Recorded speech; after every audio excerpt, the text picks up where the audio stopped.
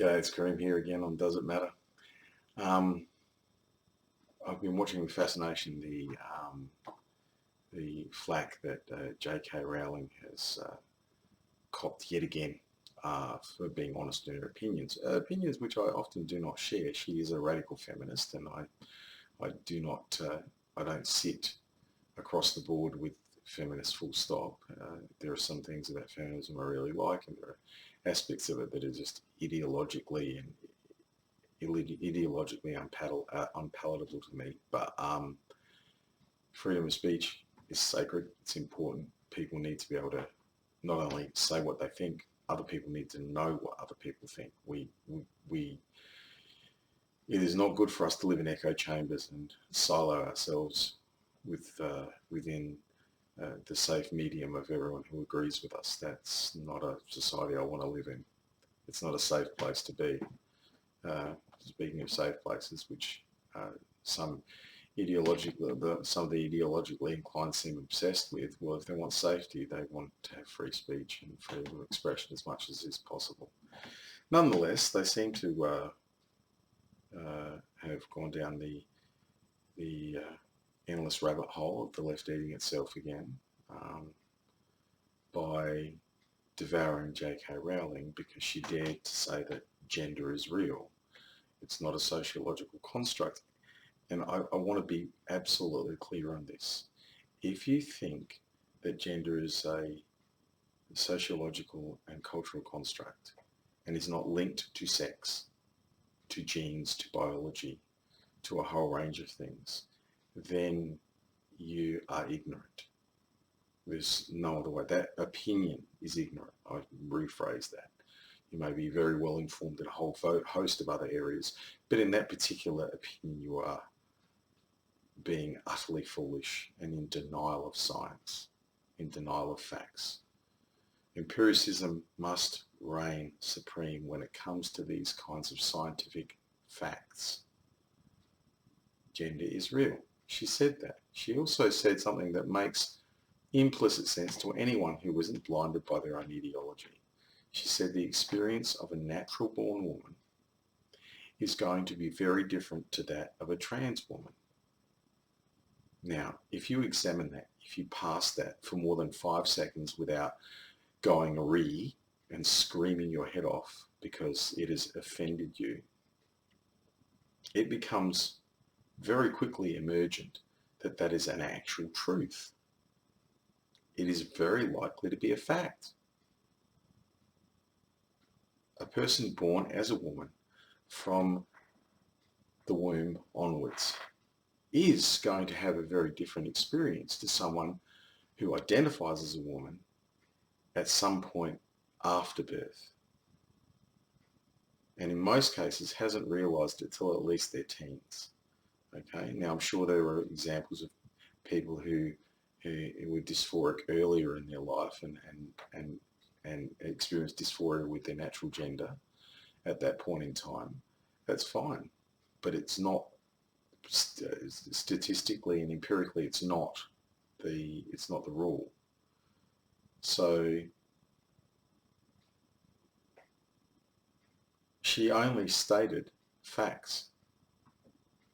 How could a person who's born a woman, lives a woman, as a girl, as a female, and becomes a fully grown woman and continues to menstruate, to have children, to experience her own unique biological perspective and the way that it frames our psychological and sociological experiences as well?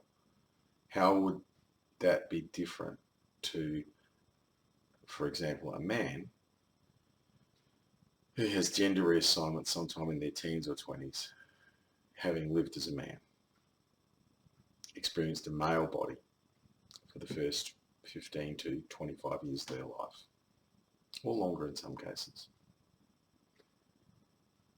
Would their experience be different? Of course it'd be fucking different. I mean, I'm flabbergasted.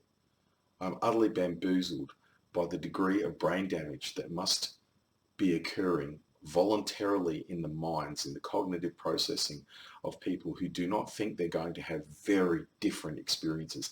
And those experiences are based upon not society or culture, though there are no doubt contributing factors from those areas as well, based on having different bodies, different genes, different brain structures, different physiological structures, endocrinology.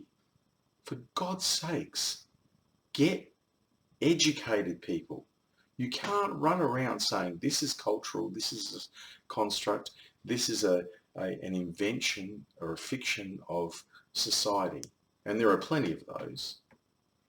We have some very good fictions. Human rights are a fiction. They don't really exist. We decided they existed and we proceed as if they're real. They're not real at all, but we've made them real, and they're an excellent fiction, and we should cling to them. We should develop them. Nonetheless, some fictions are harmful, and this is a fiction that is harmful. To pretend that sex and gender are separate, number one, they're not. There's no evidence whatsoever that the way you identify is generally separate. And when it is, that's a state of dysphoria that is caused by who knows what. At this point in time, there's precious little genetic or physiological evidence of trans folk being different other than in the state of their mind. Now, if some new evidence emerges in the next few years or decades that discovers that, hey, I'll embrace it. Facts are facts. You live with them. You embrace them. However, that very reasonable position that those people are going to have, a trans woman and a natural woman, are going to have a very different experience, was unpalatable, was unacceptable, and was deeply offensive to a lot of people. And again, drink some goddamn concrete and grow up. Your experiences as individuals are all different. No one has the same experience. We're locked in our skulls from birth to death. We never experience anything directly except ourselves. There is, as far as I'm aware, no reliable telepathy. So even if it does exist, it's some intermittent, erratic thing. There's no way of truly feeling someone else's feelings. There's no way of truly experiencing someone else's experiences, though science may change that one day. But for now, you're in your skull. You're unique. You're genetically, biologically unique. No one has ever been born who is like you. So as individuals, we don't experience the same thing.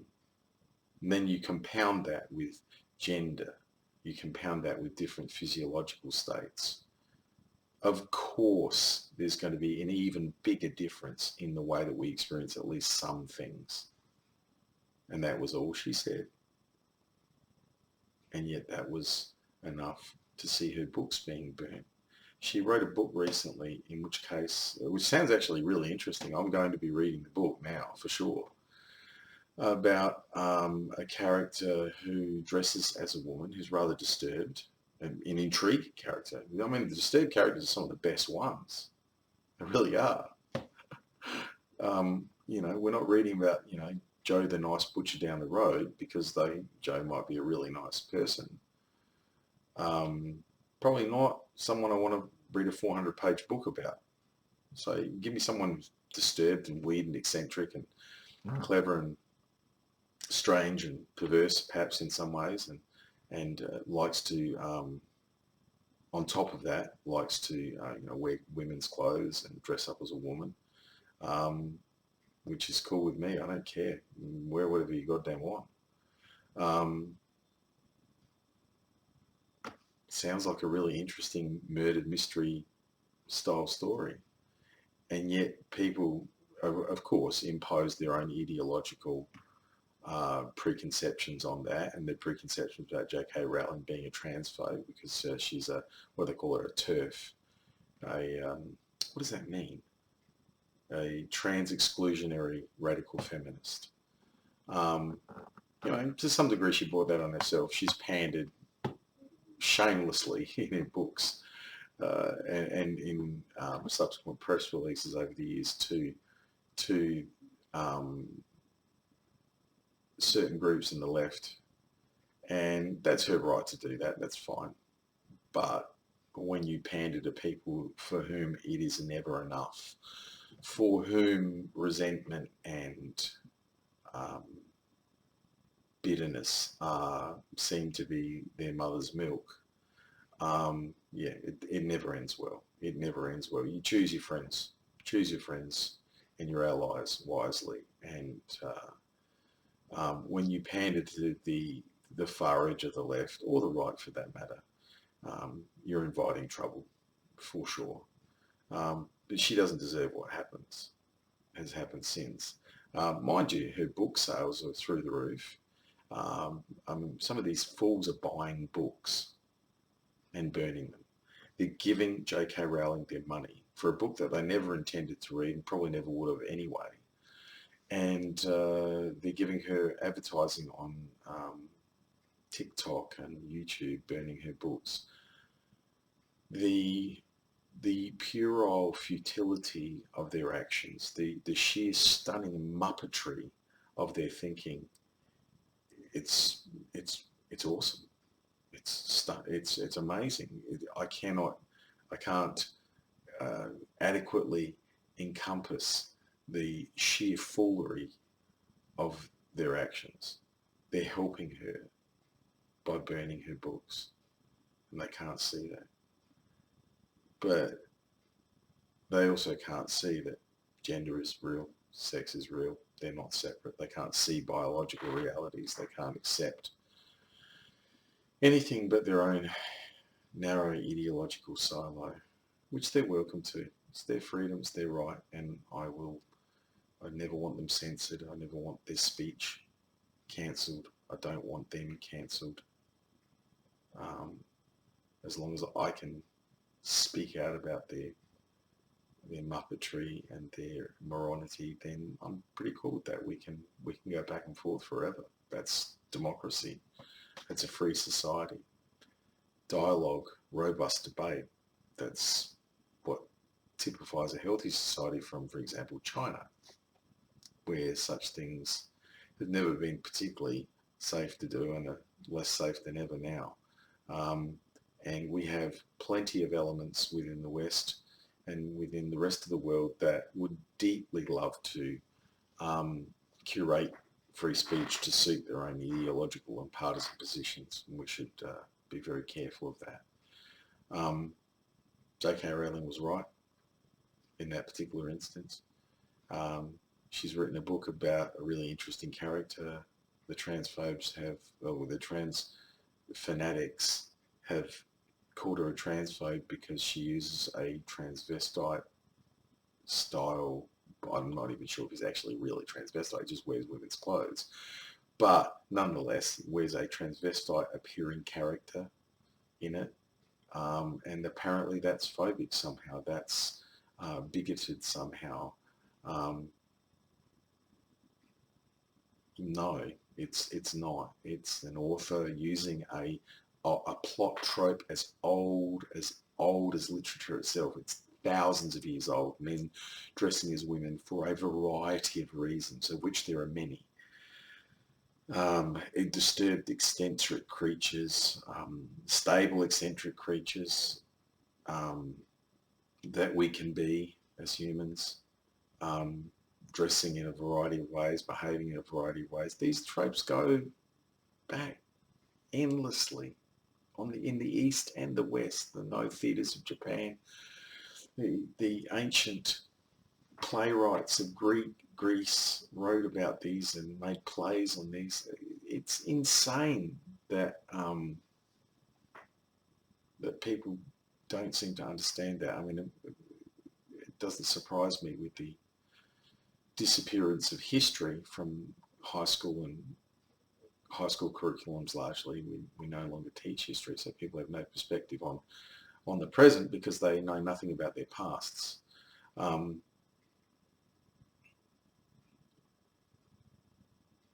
People need to be able to speak. Cancel culture is empirically wrong. It is a threat to democracy. It's unhealthy. And I find myself amazed at 10:43 on a Sunday night defending J.K. Rowling, who is not a person I generally agree with. But nonetheless, she had every right to say what she said. She was correct.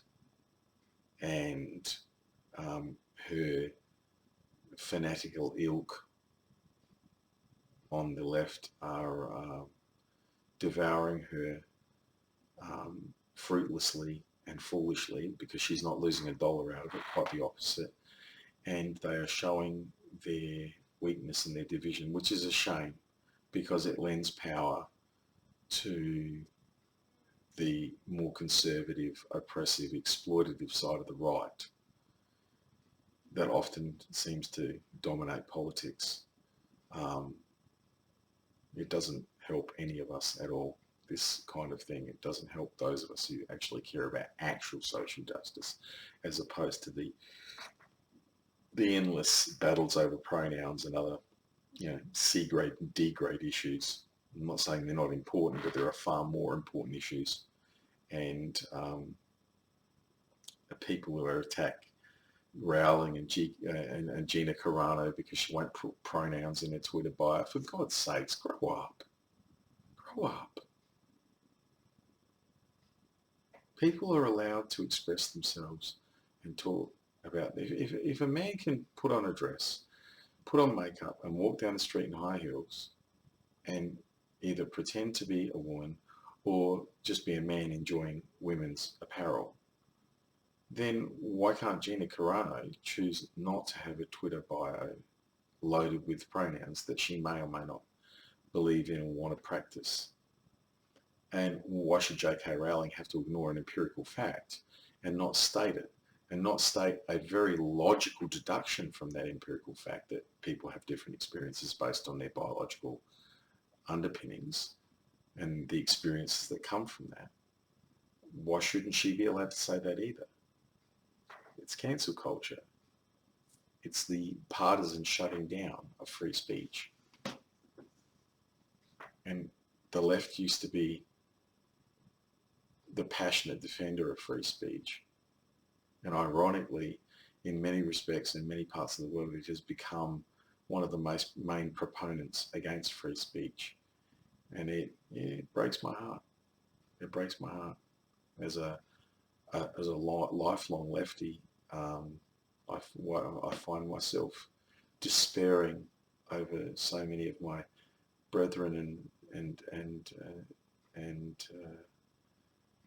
comrades who insist on attacking the very thing that allows them to proselytise, to teach, to debate with others and keep society a free and open place. Keep that in mind. Leave poor JK alone and Gina Carano, and though Gina can defend herself well and truly, both verbally and physically, and protect free speech. It's the only thing that we have as a bulwark against so many forms of exploitation in society. Cheers. See you again.